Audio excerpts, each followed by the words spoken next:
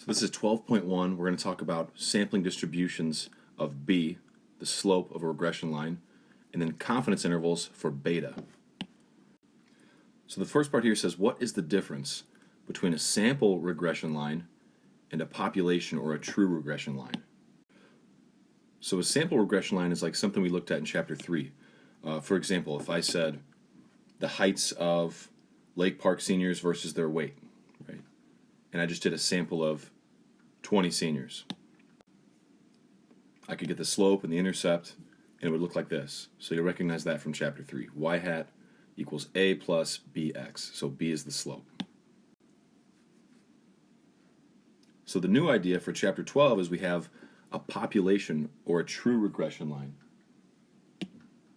So if I talked about the heights versus the weights for all LP seniors, not just the sample of 20, but everybody in the class. So the line's actually going to look similar. We say it's y equals alpha plus beta x. So you'll notice the Greek letters, and you also notice there's no more hat on the y, because this isn't sample data anymore. We're talking about the population regression line. Or you could call it the true regression line, but that's if I had the data on every single person in the entire population. Okay, so one thing to note here, the slope, the intercept, the correlation R, all these things are actually statistics, or in this case, population parameters for this example. When we use data from an SRS or from an experiment, right? Simple random sample or an experiment, we could study each one of those individually.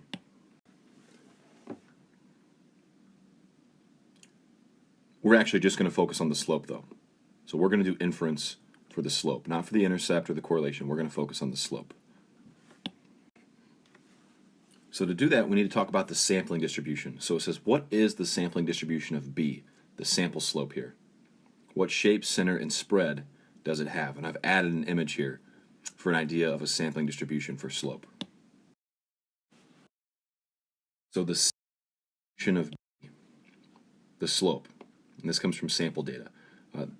This image takes the simulation approach. So we could say the sampling distribution of B describes the possible values of B that could occur just by chance from random sampling or assignment, if it's an experiment, when the null is true. I know we haven't talked about the null yet, but we will. So the sampling distribution of B, the possible values of B that could occur just by chance from random sampling or random assignment when the null is true. So very similar to sampling distributions we've seen in the past for x bars, means, or p hats, proportions. Now we're just going to talk about slopes. So what would the null be in this case? If you think back to chapter 11 with chi-square, one of the tests we did was try to show that there was no association between two categorical characteristics. Okay, in this chapter, we want to try to say there's no association between two quantitative characteristics. So like height and weight, for example. Like if I know your height, maybe that tells me nothing about your weight, or vice versa. So if two characteristics that are quantitative have no association, we're trying to say that the population slope is actually equal to 0. So again, similar to what we've seen in the past, the null is a statement of no difference or no association, meaning there's not a positive slope, there's not a negative slope. The slope would actually be equal to 0 for the population. So when we do significance tests for slope, we'll build around this idea. Let's talk about the shape of this sampling distribution here. The shape, as you can tell, it's approximately normal, but of course there are certain conditions that go along with that, and we'll talk about those. The center, and we can call that mu sub b, the mean of this b distribution, a bunch of little slopes. You can think of each one of those dots as being a little b, a little slope.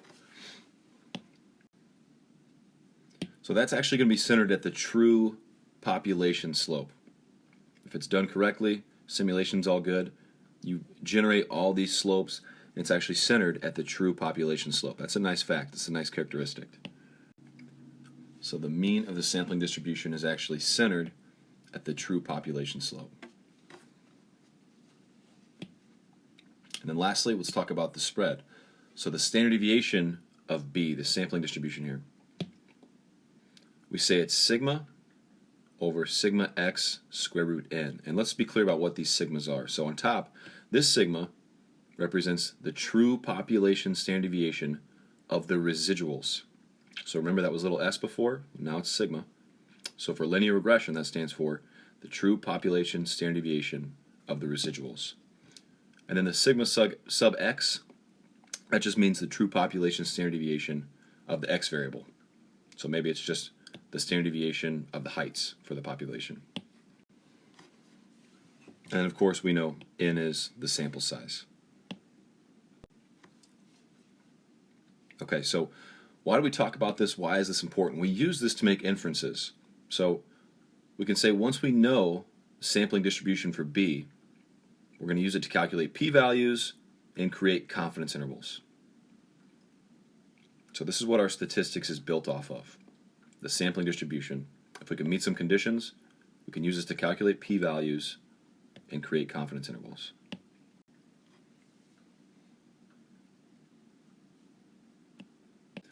So the next part here says, what is the regression model when the conditions for inference are met? And I want to draw your attention to the picture here. And the first thing I want to point out about this image is that the means for the y variable, mu sub y, are actually in a line for each x value. So let's say the x value would be handspan in centimeters, and then we predict your height, right? So for each x value, let's say 17 centimeters, 18 centimeters, and 19 centimeters, at each one of these, the y value is centered with a mean exactly on each one of those values. And you notice they're little normal distributions at each level too, whether it's 17 centimeters for your handspan, 18 centimeters. So the next thing we can say is the standard deviations of the y values are the same for each x value. So at each x value, you have each y value centered with a mean, and then the width of each one of these normal distributions is the same. It's just sigma for each one. And lastly, as you can tell, the y values are normally distributed for each x value. So for example, if I look at the first handspan is 17 centimeters, all the people that had 17 centimeter hands, whether they're taller or shorter, they would make a normal distribution at that point. Because in that case, the y value would be the height that we'd predict. So instead of the handspan and height example, let's talk about the example we opened up this chapter with, predicting the grade from the seating chart position, like what row you're in. So we could look at this as being row 1, and then the distribution of all the kids in row 1, right? Whatever their grades were, that's the y value here. And then moving on down the line, we've got row 2, and that's the distribution of all the grades in row 2. It's normal with this standard deviation, and the mean would be right there at the line, the mean grade average. And then row 3, there's the distribution for row 3. And it's important to point out that for this example, we're considering like we have the true population data, right? All this stuff only holds when we're talking about like if we did a census and we knew everybody in the population, then we could have all this nice distribution. So for the seating chart example, the line was y equals negative x, or negative 1x, plus 87. So I want to know what would be the mean score for row 2. What would be the mean score for row 2? Reminder, this is the true population data. So if this is the true population regression line, that means when you plug in 2 for the row, your answer will output the mean for the y. So if we plug in 2 for x, then our mean value for the y would be 85 points. That would be the mean score for the students that sat in row 2. And so if we use this logic, let's talk about row 2 for a second. The distribution of all the scores in row 2 here, if I can highlight it, they're definitely normal. The mean is 85. We just found that. And the standard deviation, we're actually given that right here. The true standard deviation is 10. So we can say the distribution of scores for students in row 2, approximately normal, with mean 85 and standard deviation 10. By the way, for example 1 here, that should be y, not y hat. This is population data, the true regression line, not sample data, not a sample regression line. So this should just be y, not y hat. You can cross that off. It says, suppose that the true regression line for the seating chart study is y equals 87 minus 1x. It's kind of excessive to say 1x, but okay. Standard deviation is still 10, and the regression model is valid. What's the probability that someone sitting in the second row will get at least a 90? Notice that these are normal distributions, right? So this is asking you for a normal probability calculation. So what's the probability that someone sitting in the second row scores at least a 90? If you think about their z-score, if the standard deviation is 10, we could mark off 90. They'd be half a standard deviation above the mean. So we know the distribution for the second row is normal. The mean's 85. The standard deviation is 10. So there's 85 in the middle. If I mark off 90, you're half a standard deviation above the mean. The question is, what is the area I just shaded under the curve? So you could either look up 0.5 as a z-score on the normal chart, or you could go ahead and use normal CDF to get the probability. Your lower bound, we marked it at 90. Upper bound, 1E99. The mean is 85. Standard deviation 10. Gives us 0.3085. Means there's a 30.85% chance in this case that someone that's sitting in the second row scored at least a 90 on the test.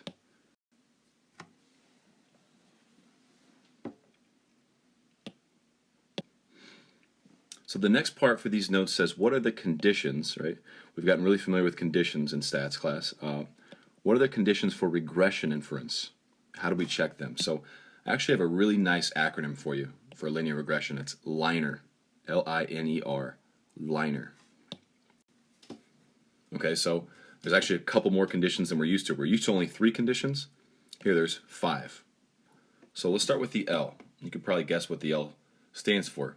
Does the thing actually appear linear? So L is the scatter plot of x versus y appears linear.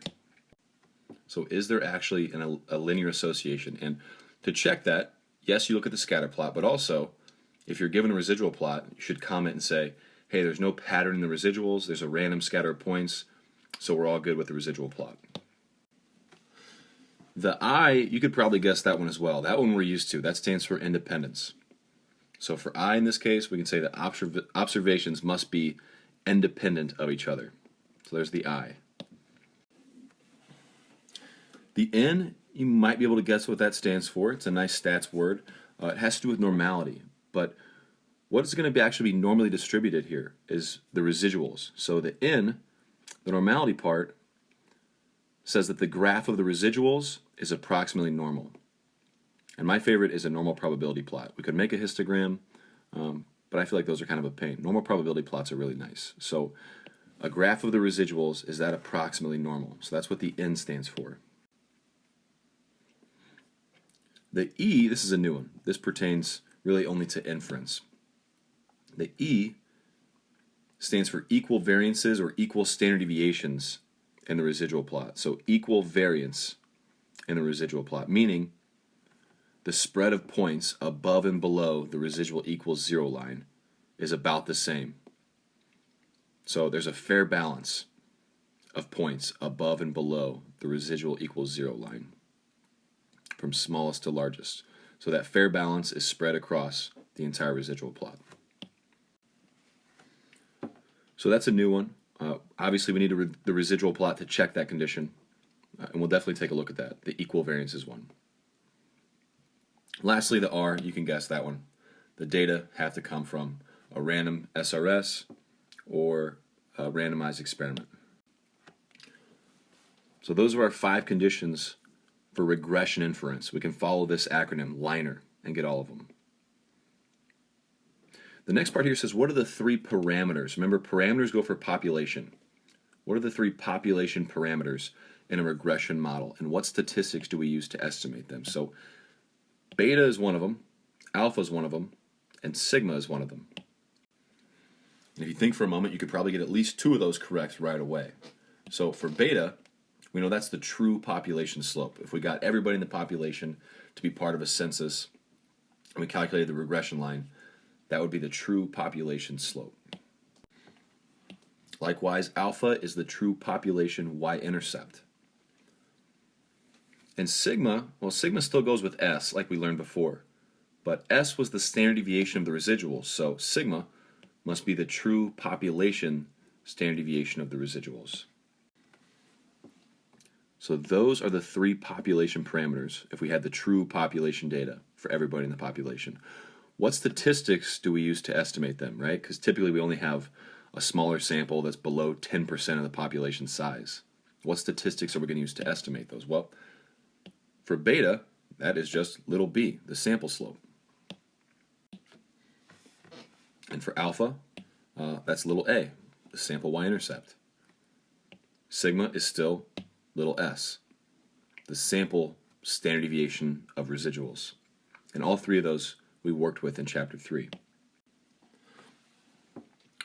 So those are the population parameters for regression, and these are the sample statistics for regression. We use our sample slope to get a good idea of the true population slope. Same thing for the sample y-intercept, get an idea about the true population, and so on.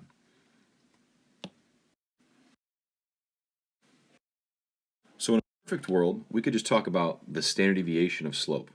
We talked about the sampling distribution a little bit ago, and that was sigma sub b, all those little sample slopes, would be sigma over sigma x square root n.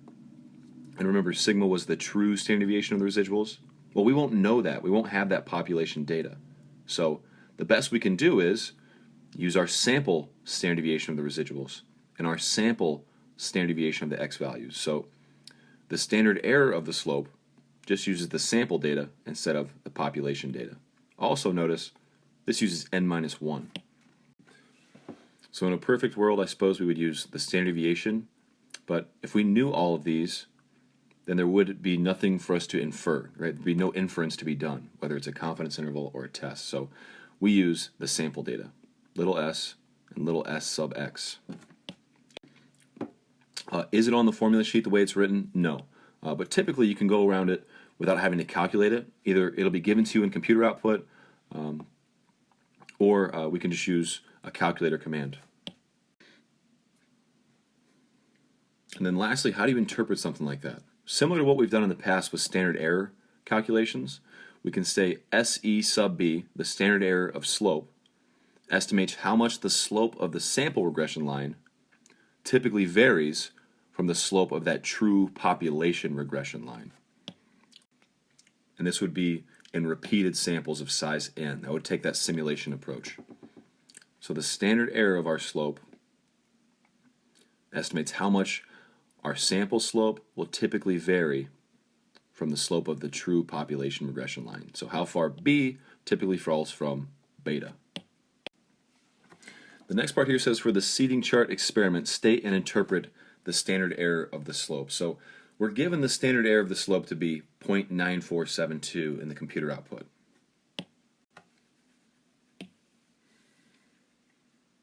So let's start by taking that simulation approach again. We can say if we repeated the experiment many times, we're talking about the seeding chart example, the slope of the estimated regression line, right, from our sample data would typically vary by about 0.9472 from the slope of the true regression line.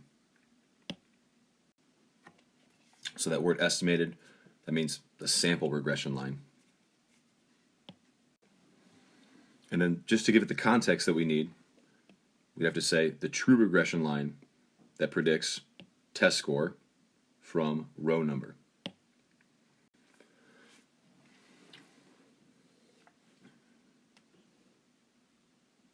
So right away, there's an example of when we'd have to interpret the standard error of the slope.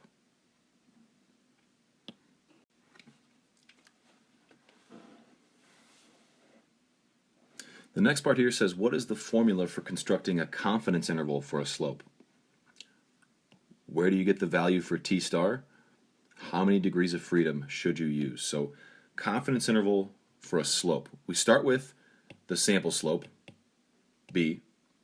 We're going to use that as our point estimate to build our interval. Then we do plus minus from there. Then we got our t star, our critical value, times the standard error of b. That's it. That's how you would get confidence interval for a slope. And in this case, the t star, the distribution would be n minus 2 for the degrees of freedom. And the way I think about that is for regression, there's two variables, x and y. So degrees of freedom is no longer n minus 1, it is now n minus 2 to account for those two variables. The next part here says, where do you get the value of t star? This is actually really important. There's two places you can get it. You can look it up on the table, right? There's a t star table. Or you can use the inverse t command in your calculator. But definitely don't try to get it from the computer output. Right? I know there's a t value on the computer output, but that actually has nothing to do with t stars for confidence intervals. So if you're looking for that critical value t star, either look it up on the table or use the inverse t command.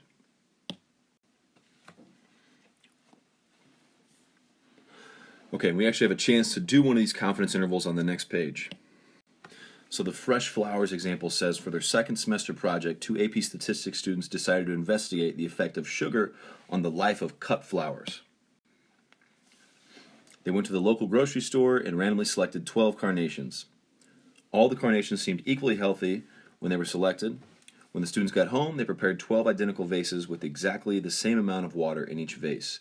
They put 1 tablespoon of sugar in 3 vases, 2 tablespoons of sugar in 3 vases, and 3 tablespoons of sugar in 3 vases. So they're dividing these up evenly. In the remaining 3 vases, they put no sugar. After the vases were prepared and placed in the same location, the students randomly assigned 1 flower to each vase and observed how many hours each flower continued to look fresh. Here are the data in the computer output. So our goal is to construct and interpret a 99% confidence interval for the slope of the true regression line.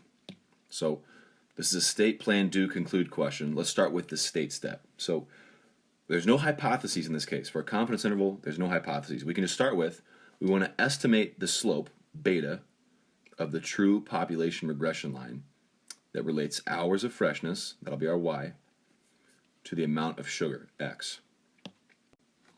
And then the only other point we need to make here in the state step, other than defining the parameter, is how confident do we want to be? And in this case, we're going to estimate it with 99% confidence.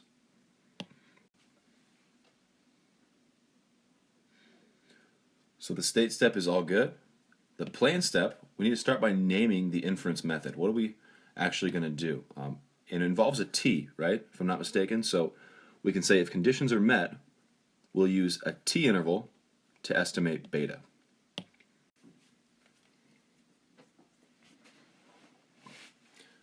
Okay, so let's start with the conditions. Remember, for linear regression, we're talking about slopes. It's linear, L-I-N-E-R. So the first thing we have to comment on is the linearity. So in this case, and I'm not going to show it here for the sake of time, I'll leave that to you in a calculator. We make a scatter plot, and we say the scatter plot shows a roughly linear trend, and there's no leftover pattern in the residual plot, meaning there's no curves or any obvious patterns that we can see in the residual plot. The nice thing about our exams and the AP exam is we'll actually just give you the residual plot and give you the scatter plot, and then you can comment on it. You won't actually have to make that in your calculator yourself. The I step, are these things actually independent of each other? Well, this is an experiment, so hopefully, I mean, they said they randomly picked the flowers, so all flowers were in different vases, so freshness should be independent from flower to flower. They should have no effect on each other. It's not like they're talking. The end step, so you could either make a histogram of the residuals in your calculator or a normal probability plot of the residuals in your calculator. Again, typically that will be given to you, so you don't have to make it in your calculator. You have to make a comment that says, hey, the histogram of the residuals, they're not really skewed that bad, and there's no outliers, so we're going to assume the normality condition is all good. So are the residuals not even roughly normal, just no skew and no outliers? Especially when you have such a small sample size, like 12. And then the equal variances condition. So equal variance, again, we look at the residual plot and we just say, hey, the spread of the residuals above and below that 0 line is roughly the same. So there's a fair balance of points for the residuals above and below that 0 line. And last but not least, they randomly selected the flowers at the store, and then they randomly assign the flowers to treatments. So they get credit for the randomness condition. Okay, so now time for the do step since we met all the conditions. So let's start with the critical value. We need a T star. And degrees of freedom in this case would be n minus 2, so there's 12 flowers, so 10 would be our degrees of freedom. So you can go to the chart and look up 10 degrees of freedom for the T star, or you can use the inverse T command. But you should get a T star of 3.169. So our critical value is T star equal to 3.169. So once we've got that, we're ready to make our 99% confidence interval. Because in the computer output, we're given the slope, the sample slope b, so we take that, and we do plus minus the T star times the standard error of b, which we're also given in the computer output. So the slope was 15.2 plus or minus the T star, 3.169, and then standard error of b, 1.943. If you don't believe me, take a look at the chart here. Sugar was the x variable, so the sample slope was 15.2. So that was our b, and then the standard error, if you look at the way this table is organized, the standard error of the slope was 1.943.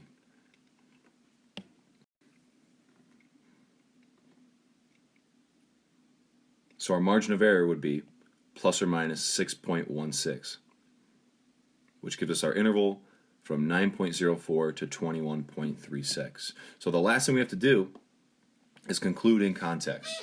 And hopefully we're good at this statement by now. We can say we're 99% confident that the interval from 9.04 to 21.36 captures the slope of the true regression line relating hours of freshness to amount of sugar.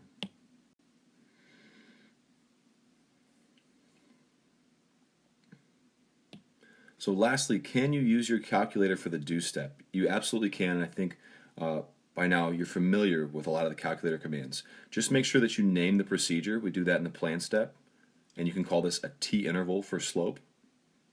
Make sure you give the degrees of freedom and give the interval.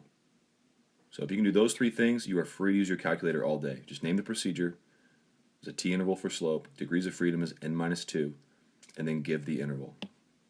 The other thing that you could know along with the degrees of freedom, the T distribution that you're using, is what is the T star also, like we did that here. T star is 3.169. Okay, one last little thing I want to leave you with as far as calculating the standard error of B. So to find the standard error of B, one thing you could do is solve this equation. T equals B minus 0 divided by the standard error of B. So if you're in a scenario where you know the t-score and you know the sample slope, you can solve this equation. I know minus 0, I got it. You can solve this equation for the standard error of B. Okay, that's enough for now, so that is all for these notes. I'll see you in class.